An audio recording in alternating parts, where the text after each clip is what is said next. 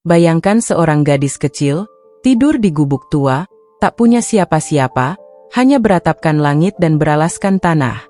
Tiap malam ia bangun, bersujud, menangis dalam gelap, bukan karena takut, tapi karena rindu. Rindu pada ayahnya yang telah tiada. Rindu pada ibunya yang entah di mana. Yang ia punya hanyalah sepertiga malam, dan Allah. Tak ada yang tahu bahwa gadis kecil itu sedang menyiapkan keajaiban besar dalam hidupnya, lewat tahajud 30 hari tanpa putus. Ini bukan dongeng. Ini kenyataan. Dan kamu akan menyaksikan bagaimana sujud seorang anak yatim menggetarkan arsi langit. Bismillah walhamdulillah, jika video ini muncul di beranda kamu, ini adalah petunjuk dari Allah kepadamu. Setidaknya tulislah sholawat kepada Nabi Muhammad SAW dalam komentar. Insya Allah bisa jadi bukti kecintaan kita untuk mendapatkan syafaat kelak di akhirat, dan semoga diijabah semua doa dan keinginanmu. Assalamualaikum warahmatullahi wabarakatuh. Teman-teman, syukur alhamdulillah kita bisa berjumpa lagi di channel ini. Sholawat dan salam selalu dan tetap tercurahkan kepada junjungan kita, kepada Nabi besar Muhammad SAW. Allahumma sholli ala Sayyidina Muhammad wa ala ali Sayyidina Muhammad. Harapan dan doa kita bersama, semoga kita semua diberikan kesehatan, dilapangkan rizki, dan diampuni dosa serta dipanjangkan umurnya. Amin ya robbal alamin. Namanya Kirana, usia 12 tahun. Sejak ayahnya wafat 2 tahun lalu karena kecelakaan di proyek bangunan, dan ibunya pergi entah kemana setelah itu, Kirana hidup sendiri. Tak ada keluarga yang mau menampungnya. Hanya satu tempat yang bersedia menerima Kirana, musola kecil di pinggir desa. Musola itu milik Pak Lurah, yang merasa kasihan dan mengizinkan Kirana tinggal di ruang gudang kecil di samping tempat wudhu. Setiap hari Kirana menyapu, membersihkan karpet musola, dan membantu ibu-ibu kampung yang mengaji. Tapi ada satu kebiasaan Kirana yang membuat orang-orang heran. Setiap malam, tepat pukul 3 dini hari, Kirana bangun. Ia berwudhu dengan air dingin, lalu sholat tahajud di barisan saf depan. Tak ada yang menyuruh. Tak ada yang tahu pasti mengapa. Tapi satu hal pasti, dalam setiap sujudnya, Kirana menangis dalam diam. Ya Allah, aku gak punya siapa-siapa. Tapi aku yakin, Engkau dengerin aku. Hari itu, genap 1 minggu Kirana rutin tahajud tanpa putus. Belum ada yang berubah. Belum ada yang datang. Tapi hatinya tenang. Karena malam itu, Kirana merasa Allah menatapnya dengan kasih. Di siang harinya, Kirana mendengar kabar dari ibu-ibu pengajian bahwa akan datang seorang ustadzah dari Jakarta untuk mengisi kajian akbar di musola tempat ia tinggal. Namanya Ustadzah Maryam. Seorang pendakwah terkenal yang sering viral karena kisah-kisah inspiratifnya. Semua orang di desa sangat antusias, termasuk Kirana. Tapi diam-diam, ia menyimpan harapan dalam hati. Ya Allah, andai Ustadzah Maryam bisa tahu aku di sini. Mungkin dia bisa bantu aku sekolah lagi, atau sekadar dengar curhatku. Tapi Kirana tahu, itu doa yang besar. Dan ia hanya anak kecil yang tinggal di musola tua. Malam harinya, Kirana kembali tahajud. Ia tidak tahu bahwa di langit sana, para malaikat sedang mencatat doanya. Dan bahwa hari ke-8 dari tahajudnya, akan menjadi awal dari perubahan besar yang tak pernah ia duga. Hari ke-8 dari rutinitas tahajud Kirana. Pagi itu, musola dipenuhi oleh ibu-ibu dan bapak-bapak yang ingin mengikuti pengajian akbar. Karpet disusun rapi, bunga plastik ditaruh di pinggir mimbar, dan mikrofon diuji berulang kali. Kirana ikut membantu, seperti biasa, menyapu, menyusun sajadah, mempersiapkan air minum. Tapi hatinya gelisah. Apakah hari ini doaku didengar, ya Allah? Siang menjelang, dan mobil putih berhenti di halaman musola. Seorang wanita berkerudung besar turun dengan senyum hangat. Dialah Ustadzah Maryam. Semua orang menyambutnya dengan antusias. Kirana berdiri di kejauhan, menatap dari balik tirai musola. Ada rasa kagum dan harap. Namun, pengajian berjalan seperti biasa. Ustadzah Maryam menyampaikan tausiah bertema, anak yatim dalam pandangan Allah. Setiap kata yang keluar dari lisannya seperti menghujam ke dalam dada Kirana. Siapa yang menyantuni anak yatim, maka ia akan bersamaku di surga, sedekat 2 jari ini. Hae, Bu Hari.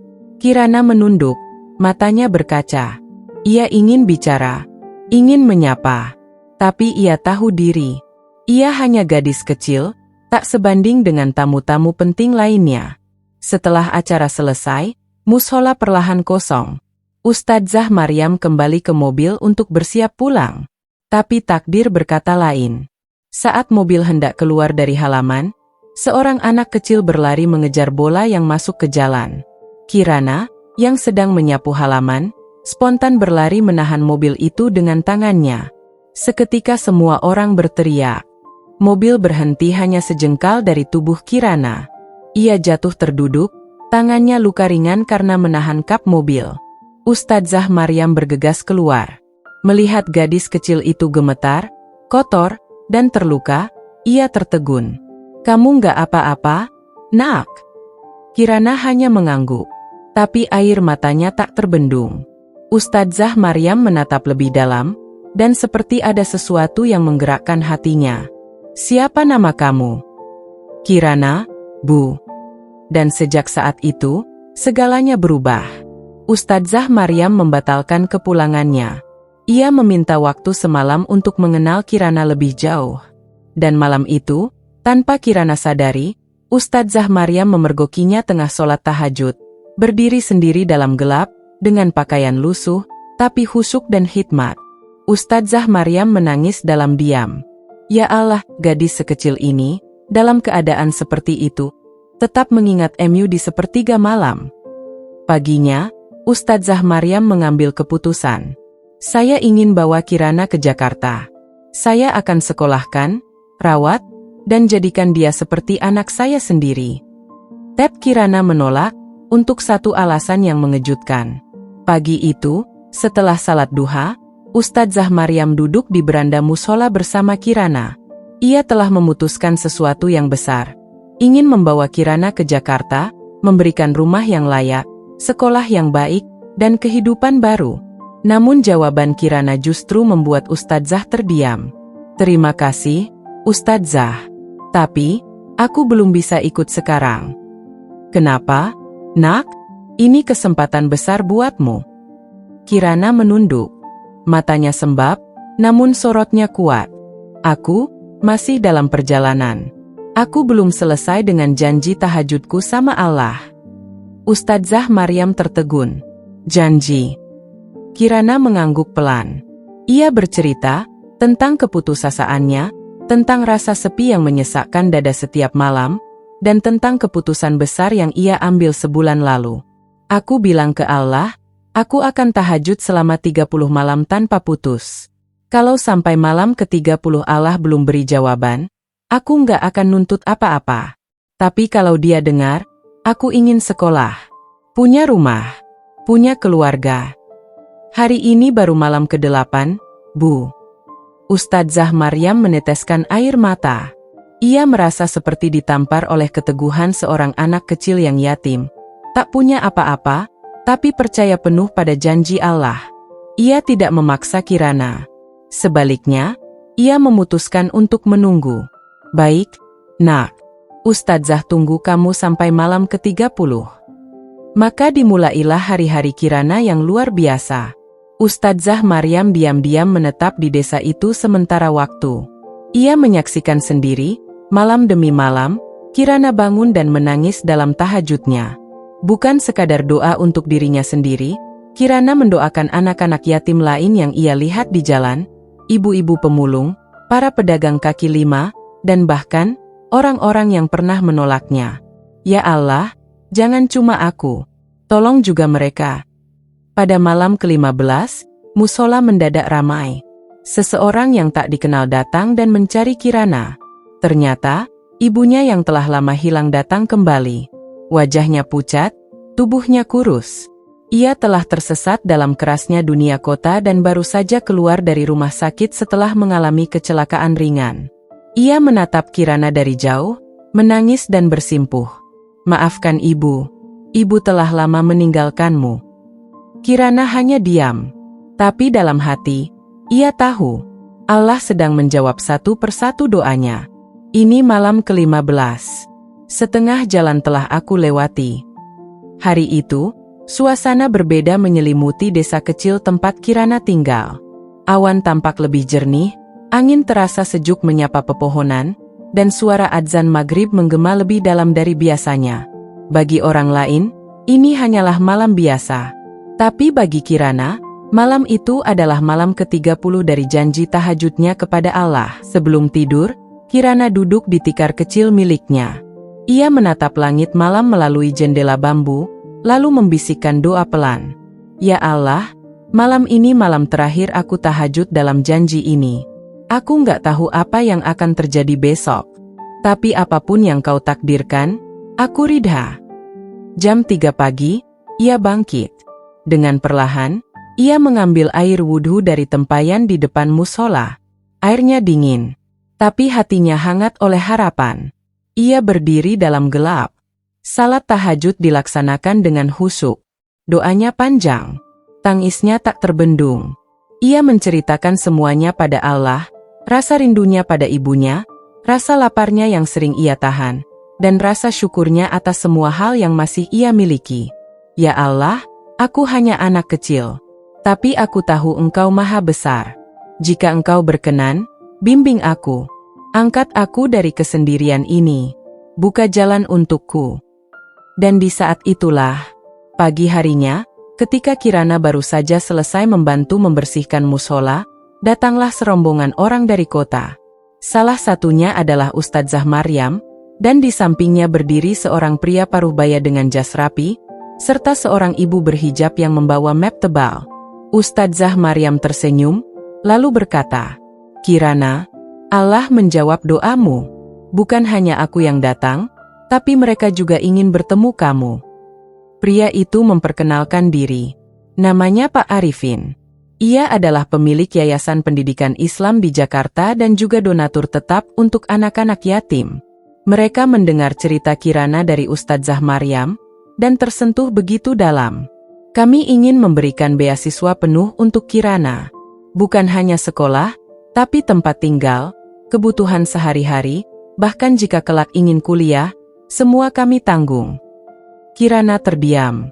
Ia menatap Ustadzah Maryam, dan lalu memeluk ibunya yang masih lemah, tapi kini penuh harapan. Tangis pecah di halaman musola.